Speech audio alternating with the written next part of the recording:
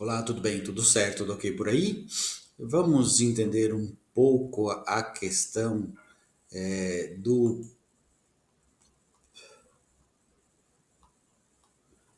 porquê os padres podiam se casar na Idade Média e hoje não. Será que os padres poderiam casar na Idade Média? Não, ou em parte, não. A Idade Média, de quase 1000 anos, e durante uma boa parte desse período, o clero podia e de fato fazia casar-se e ter filhos. É preciso dizer que o celibato clerical não é um dogma de fé, mas sim parte das normas eclesiásticas. O celibato foi instituído nos dois concílios de Latrão, o primeiro em 1123 e o segundo em 1139. Após os concílios, foi decretado que os clérigos não podiam se casar e ter relações com concubinas.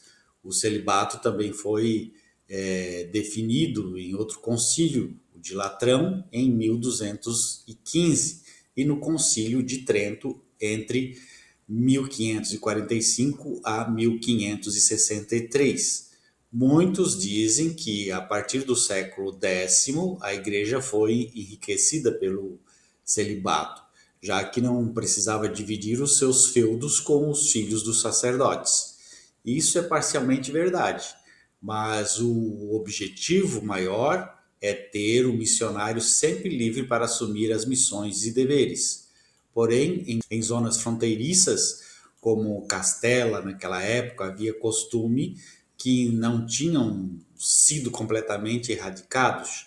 Chamavam-se bagarania, hoje concubinato. A amante e seus filhos geralmente herdavam metade dos bens conjugais e o restante ia para os parentes mais próximos ou para a igreja.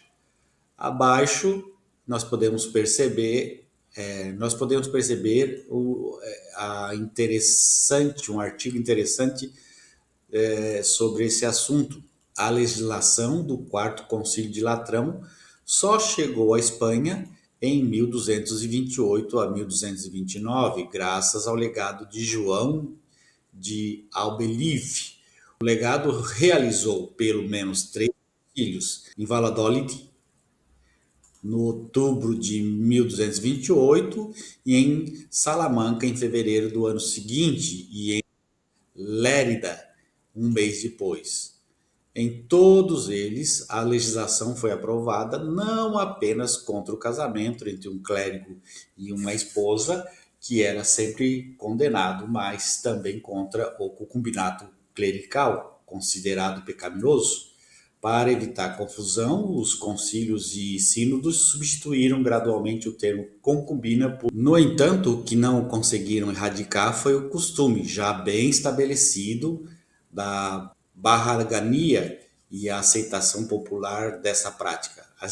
A legislação aprovada em Valladolid em 1228 e Lérida em 1229 compreende 4 pontos importantes: a proibição e condenação de clérigos ordenados, insacres, que tiveram reclusão pública em casa própria ou alheia, com suspensão do cargo e privação de qualquer benefícios eclesiásticos que tivessem.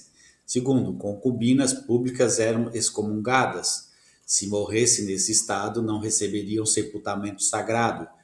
Essas sentenças deveriam ser publicadas na missa dominical.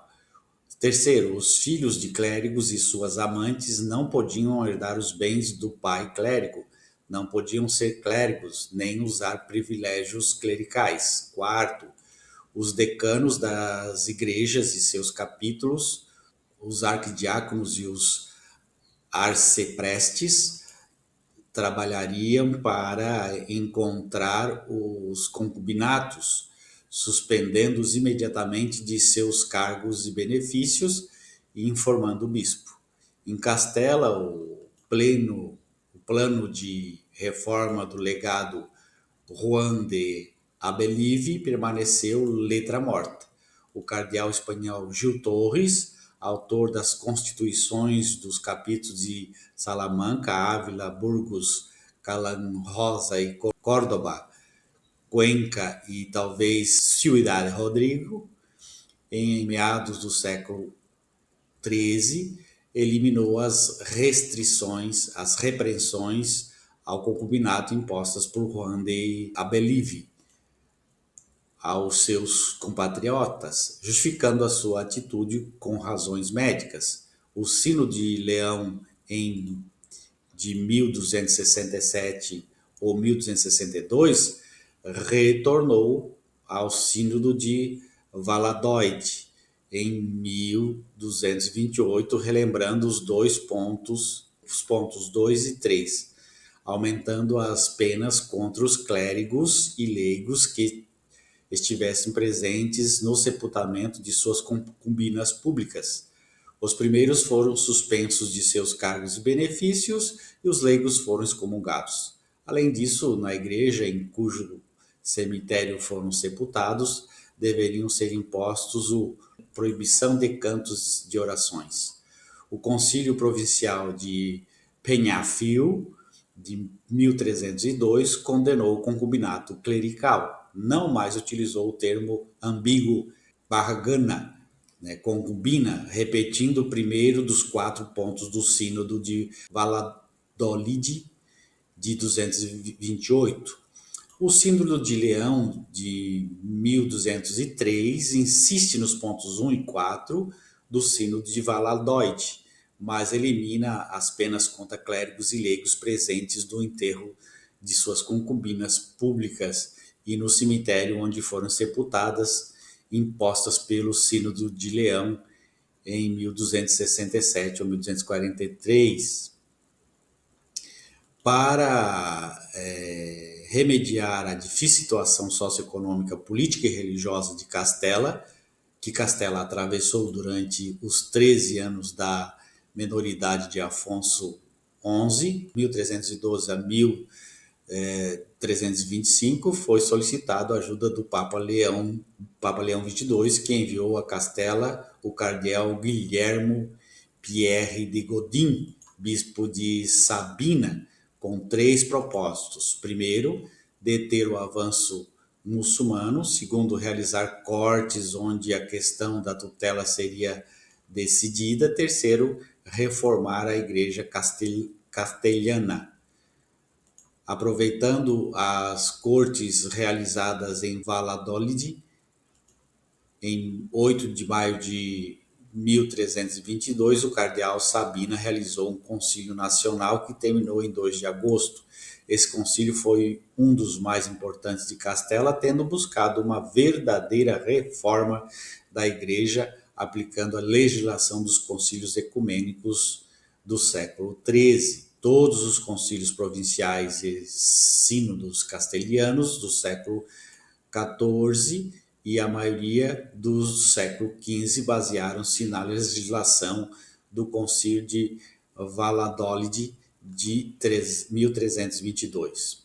Seu conteúdo em relação ao tema do concubinato clerical encontra-se no número 7 da concubinação dos clérigos e suas esposas, e é o seguinte: primeiro, condena o concubinato público. A palavra baragadia nunca mais é usada, de clérigos que tinham uma ou mais concubinas públicas cristãs ou infiéis em sua própria casa ou na casa de outra pessoa.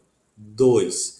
Impõe as seguintes penalidades: anula a suspensão, privação e excomunhão impostas pelo Concílio de 1228, estabelece contra o clérigo beneficiado que seja concubina uma advertência após a qual, ou após 2 meses de publicação da Constituição, a privação de 1/3 do fruto do seu benefício.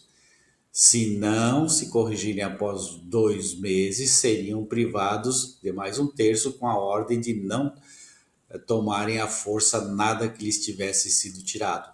Se, apesar disso, não retirassem seu comportamento após mais 4 meses, seriam privados de todos os benefícios eclesiásticos e se isso persistisse após mais 5 meses, seriam inelegíveis para receber ordens maiores ou quaisquer outros benefícios. É-lhes sempre proibido tomar à força o que lhes foi privado. Quanto a um clérigo concubinato não beneficiado, se fosse padre, não poderia ter benefício eclesiástico. Se não for padre, será inelegível por 1 ano para receber ordens e benefícios. Contra clérigos com concubinas infiéis, se lhes forem concedidos benefícios após 2 meses da promulgação da Constituição, serão imediatamente privados dos benefícios e, da mesma forma, serão inelegíveis para obter outros benefícios. Se não lhes forem concedidos benefícios dentro do mesmo prazo, serão declarados incapazes e indignos de receber ordens e benefícios. Se, apesar das disposições, mantiverem as suas concubinas infiéis, serão condenados à prisão por pelo menos 2 anos. Terceiro, as concubinas públicas dos clérigos não teriam sepultamento eclesiástico. Quarto, os prelados devem fazer uma diligência de investigação em suas dioceses para encontrar os culpados, recorrendo para isso a homens honestos e tímidos. 5. Como era difícil erradicar o costume e o povo continuava a aceitar o concubinato público de clérigos, induzindo-os a procurar concubinas e até mesmo fornecendo-lhes uma, a excomunhão foi decretada ipso facto contra aqueles que a instigassem, fossem eles privados ou públicos. Quais foram os efeitos dessas disposições? Muito poucos, se é que algum. O tema se repete em todos os sínodos realizados, enfatizando um ponto ou outro com severidade variável nas penalidades. No Concílio Provincial de Toledo, em 1324, foi estabelecido o detestável costume de ter mulheres frívolas, conhecidas como soldadeiras, jantando publicamente nas casas dos prelados e nobres. Essas mulheres vendiam seus cantos, danças e até mesmo seus corpos em público. A província eclesiástica de Santiago reuniu-se em Salamanca em 1335 e em seu terceiro capítulo nada mais fez do que instar o sétimo concílio de Valladolid de 1322 e Dom Gil Álvares de Albornoz, arcebispo de Toledo, em seu sínodo de 1342, respondendo a um convite do Papa Bento XII, datado de 21 de janeiro do mesmo ano, insistiu novamente nesse tema, mostrando-se ao contrário de sua maneira de proceder em outras questões nas quais reduzia as penas de concílios ou sínodos anteriores, muito exigente nas condenações do concubinato clerical. Ele parte do cânono 7 do Sínodo de Valladolid de 1322, mas acrescenta a pena já imposta no Sínodo de Leão em 1367, embora eliminada em 1303, aos clérigos e leigos que assistirem ao público de concubinas clérigas. Ainda mais curiosa é a outra pena que o arcebispo ordena que seja aplicada.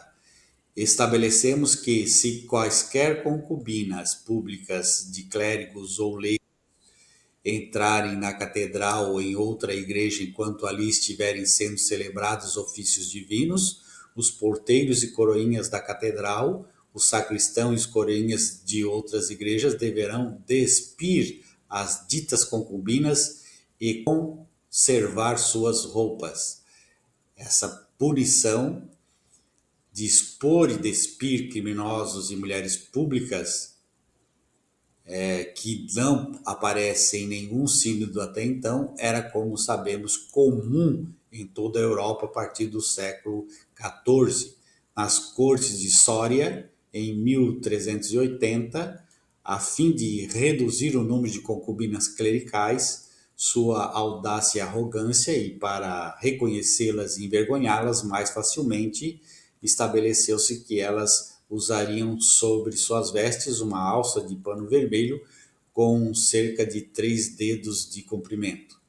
E nas cortes de Briviesca, em 1387, elas eram multadas em um marco de prata cada vez que fossem flagradas como tal. No Concílio Nacional de Palência, em 1388, as opiniões de Valladolid foram reiteradas, com as penas sendo aumentadas. Em primeiro lugar, o número de meses para impor penas é reduzido, 2 ou 4 meses.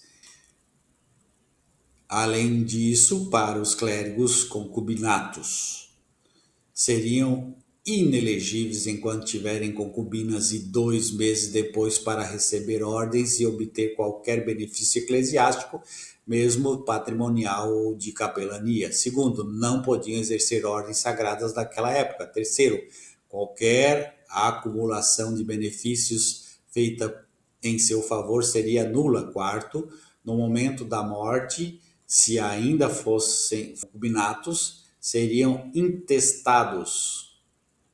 Quinto, na colação de benefícios, mesmo os de natureza patrimonial, deve-se acrescentar a seguinte cláusula: é nossa intenção que, se no momento da concessão desse benefício ou benefícios ou 2 meses antes vocês eram ou tinham sido concubinatos, essa nossa presente colação não será válida. Em todos eles, a legislação foi aprovada, não apenas contra o casamento entre o clérigo e a esposa, que era sempre condenado, mas também contra o concubinato clerical, considerado pecaminoso. Para evitar confusão, os concílios e sínodos substituíram gradualmente o termo concubina, ou seja, na Espanha, já no linear do Renascimento, o clérigo ainda não havia abraçado plenamente o celibato, isso no contexto histórico espanhol. Um grande abraço, tchau.